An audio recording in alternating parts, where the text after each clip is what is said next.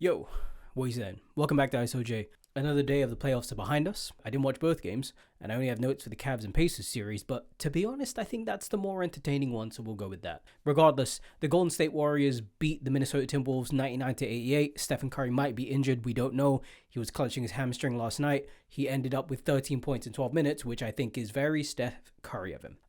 I guess that's kind of all I know about this game so far. You should probably like the video and subscribe if you're here. That'd be cool. Have a good one. Anyway, let's get into this Cavs versus Pacers series because game one between the Cavs and Pacers was unexpected, to say the least. We're in a very weird position in the playoffs right now because all of the lowest seeds have won their first games. So the idea of home court advantage no longer exists. I mean, yes, you get to play game 7 at home, but home court advantage is the premise of you play 4 games at home. You can win the entire series at home, which now, not possible. But let's get into this series because this one is really, really exciting. So for the Cavs, no Evan Mobley, no Darius Garland, no DeAndre Hunter. So without those three and a big chunk of your offense, that's about 40 to 50 points between the three of those guys, right? Donovan Mitchell has to carry this team on his back. Everything he has to do has to be perfect. And he has to do everything, especially offensively. It's the idea that you are overworking this one player, and as great as Donovan Mitchell is and how capable he is to carry this Pacers team is different. This Pacers team plays such a high tempo that for every shot you make, you have to get back on defense right away because they will run the court, they will run the break. In the time that you can get one bucket, they'll get 4. But I think the big thing here is the fact that Donovan Mitchell has to do everything in terms of facilitating, getting the ball up and down the court, scoring, and finding opportunities to get people involved. Not having Darius Garland is so huge for him because at least Darius Garland alleviates some of the pressure. Donovan Mitchell can just walk up the court, get the ball from Darius Garland. The one player who I thought was going to be very important without Darius Garland was Ty Jerome. And Ty Jerome, buddy. He had a 20-point outing in game 1. 8 of 20 from the field, was very effective. In game 2, he put up a stinker. 2 points, 2 rebounds, 3 assists, 1 of 14 from the field, 0 of 7 from 3 in 27 minutes. It wasn't pretty to watch. And you could see that he was getting the shots he wanted. The shots just weren't falling. He has a little go-to running floater that he'll do. He gets to it. He gets the shot up.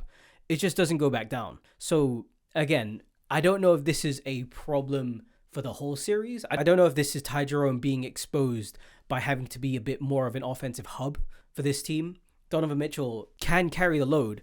I just don't think he should carry it alone. He put up 48 points, 5 rebounds, 9 assists with 4 steals. 15 of 30 from the field, 1 of 7 from 3, got to the line 21 times and made 17 free throws. Everything that you wanted Donovan Mitchell to do this game, he delivered. In game 1, even he said he was settling a bit too much on jump shots, not driving to the paint. But this one, he was very aggressive and it paid off. He got 21 free throw attempts, right? He felt very unstoppable for long parts of this game. A lot of that was how they would attack pick and rolls. And yeah, being in the pick and roll, you find weaknesses in the defense and you get to hunt your mismatch. So whenever you'd have Tyrese Haliburton guarding Dean Wade or Max Strus or literally anyone else, you want the switch to Haliburton, make him work on defense so he doesn't seem as impactful on offense or he doesn't get to rest as much as you want him to. And the game plan for Donovan Mitchell was get downhill and attack. Again, he did that. That was the main game plan. But again, this Pacers tempo is so hard to deal with when your main plan of attack is getting to the rim and being explosive and driving in. You got to get back on defense after that and you got to be ready to put your ass down in the chair. I don't know if there is enough gas in the tank of Donovan Mitchell to be able to do that, not just for this one game, because we don't know how long these guys are out for, but for what might be the whole series. As the Cavs, they have to think, we really need Ty Jerome to step up. We really need someone who can be a ball handler to step up. Max Strus was huge this game. Towards the end, I really thought he signed, sealed, delivered the dagger. Hit a big 3 with about a minute and a half remaining. And I was like, okay, cool. That's all you need. That's what she wrote. I was in bed watching this on my iPad. Watching it, lying down, cool. I turned around after that 3. I was like, nah, this ain't nothing. And then I would just keep hearing rumors and mumblings about the Pacers are going to win this game. And I was like, ain't no way. I turn around and they're within striking distance. This is a team that gives you buckets without you really ever realizing they've given you buckets. Yeah, Max Strus on the night, 8 of 18 from the field, 5 of 12 from deep, 23 points, 8 rebounds, 4 assists. Really stepped up when they needed him the most. As for the Pacers, in the first quarter, they started real slow. 15-point first quarter, a lot of bad turnovers. Andrew Nembhard had 8 turnovers to end the game. He had 5 in the first half alone. You could see that it wasn't clicking in the way that it was before for this Pacers team, and how, like, this is an offensive juggernaut. I think they're ranked top 4 in league on offense, or is it offense or defense? They're top 10 since January the 1st on both facets, right? And I feel like the game plan for the Cavs was you have to disrupt what they have going. You can't play up-tempo if you're really getting bogged down to start the game out. But more time than not, if Tyrese Haliburton isn't having a good scoring night, the Pacers aren't going to win. Tyrese Haliburton is the engine of this team. He is conductive of their success. So if you can find a way to have him start slowly, maybe that can lead into the rest of the game. Maybe a bad game from him can bleed into everyone else. They picked Haliburton up a lot early in the full court presses. They face guarded him once they got to half court,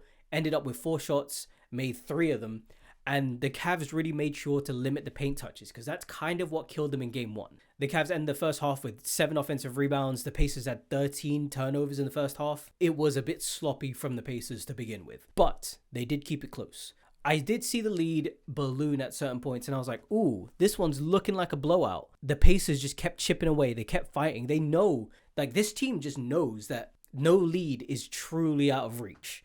Until we get pulled by Rick Carlisle, there is no lead that is out of reach. Once they realized that Ty Jerome was having a stinker, okay, cool. You know that running floater you love to take? Go do it. We're going to double Donovan Mitchell while you do it.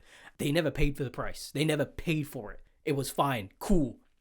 That's what we wanted. A huge game for some of the role players and the other guys of this team. Benedict Mathurin, 16 second half points. A big putback dunk. I think it was off of a Miles Turner miss. And I feel like that really reignited the Pacers a bit. In a lot of cases, dunks are very flashy, right? But there is a time and place where that sort of dunk reignites your team and gets everyone going again, being like, oh yeah, no, I remember what we're doing here. We can win this game. And they did. I want to shout out Aaron Nesmith real quick, because hustle was the word. 23 points, a steal, 2 blocks, 8 of 13 from the field, 5 of 8 from deep, 4 rebounds. One of those rebounds was a defensive rebound. The other 3 were offensive. And one of the biggest offensive rebounds he gets was off a missed free throw that he is coming from outside of the arc. No one's picking him up. No one's there to box him out. He beats Donovan Mitchell, gets the putback, and he kind of crunches Donovan Mitchell on it. Like, it looked, I remember seeing that and just thinking, wow, my spine hurts. A huge offensive rebound. I think it was on the play straight after this, where he gets an elbow to the face from Donovan Mitchell. I thought it should have been a flagrant. When you hit someone's face with your elbow, I think above the neck contact is a flagrant one. I get how it can be seen as a basketball play. On the note of the turnovers, now that we're talking about the second half of this game, the first half, it was 13 turnovers to 11 assists, right? Horrific. You never want to have more turnovers than assists. If you're any team, especially for a playoff team, you don't want that. In the second half, they cleaned it up. 4 turnovers, 17 assists. They were taking care of the ball and it was flying around. The amount of movement that, especially this Pacers offense, like, plays with and just swinging the ball, it worked so well for them. They played with so much poise. The ball was moving freely. For my main keynotes going into game 3, of course, we still need to talk about the finish, but I think Tyrese Haliburton needs to be very aggressive from the start of the game. He was stopped a bit too easily, in my opinion. Andrew Nembhard can't have 8 turnovers again, because that, ooh, nightmare. And then I think the offensive rebounding needs to be a bit more of a point. You know, Miles Turner, Pascal Siakam was kind of invisible this game.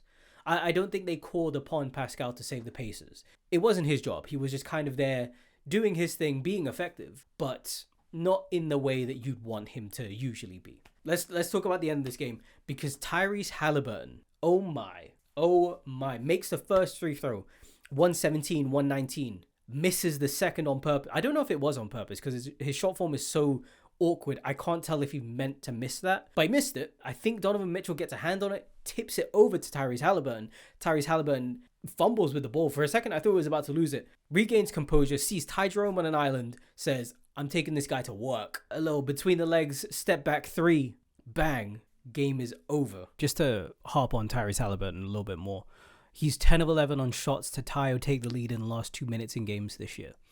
Tyrese Haliburton evidently has the clutch gene, whatever the hell you think it is. And like, here's the footage to check it out, you know? Tyrese is crazy. Yeah.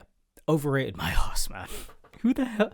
Who's calling Tyrese Haliburton overrated? It must, okay, like, it has to just be the entirety of the Bucks team at this point, you know? It's Giannis got 12 votes. This should have been a game for the Cavs. Of course, they're injured and they're not healthy, but this should have been their revenge game. And for a lot of it, it did feel like that. The problem is they rely too heavily on Donovan Mitchell. When your star player is giving you 48 points on 30 shots, that's kind of what you needed. But no one around him seemed to have stepped up, bar Max Strus. Like, I don't think you're going to get very far if Ty Jerome is scoring 2 points in a game going 1 of 14. It's so important for at least one of these guys to come back. If you can get a Darius Garland back, that is so huge. If you get an Evan Mobley back, yeah, that's great. But I'm not sure on the scope of these injuries. That's what worries me for the Cavs, is if they were healthy, 100% I think they win this series. But now they're in a 2-0 hole. 3 of their core players, 2 of them being some of their best players, are out with injury. What I've seen from Evan Mobley is that he isn't able to put weight on his ankle.